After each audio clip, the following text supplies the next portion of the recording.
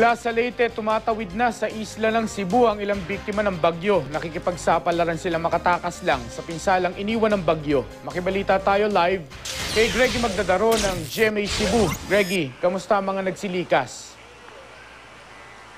Mark, nandito nga tayo ngayon sa Barangay Tinago dito sa Cebu City kung saan pansamantalang nanunuluyan ang ating mga kababayang mula sa Leyte.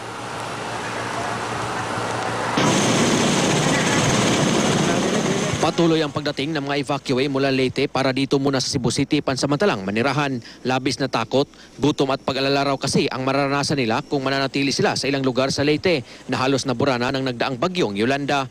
Ang ilan sa mga lumikas sa sports complex ng Barangay Tinago, Cebu City pansamantalang tumutuloy. Kahit wala naman silang kamag-anak sa Cebu, mas mabuti raw na dito na muna sila manatili dahil sa mas maayos ang sitwasyon. Humihingi sila ngayon ng makakain. Si Liza Dipas na isa sa mga evacuee, tiniis na iwanan ang kanyang pamilya sa Leyte at pumunta ng Cebu para humingi ng tulong. Panakanakang tulong lang daw ang dumarating sa kanilang lugar sa Leyte. Makatabang usap ako sa lapas nga.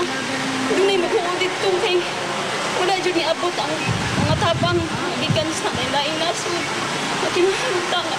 Nasod na ay nagmuwat ng kadabang.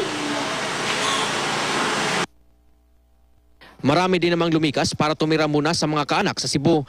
Sa dami nga nila, unahan sila sa pila para makasakay sa aircraft na nagpapabalik-balik para magdala ng relief goods sa Leyte. Para mag-stampede naman dito, amo nga ni nga tumani kami kay ang Tacloban Cebu madagmit makabiyahe. Pero ang Manila, halos mag-stampede ang pila. Ang among problema karon diri sa Cebu, pito mi ka tawo nga gusto gyud mi makauli nga kuan lay kay nabalaka na gyud ang among pamilya ngadto kay wa gyud sila kay baho. Pagdating sa Cebu, inasikaso naman ng DSWD Region 7 ang mga evacuee. Binibigyan din sila ng mga pagkain at tubig.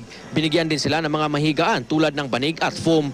Isa sa ilalim din ang mga evacuee sa stress debriefing. Katuwang naman ang GMA Kapuso Foundation sa pagbibigay ng tulong tulad ng bigas, canned goods, noodles at bottled water.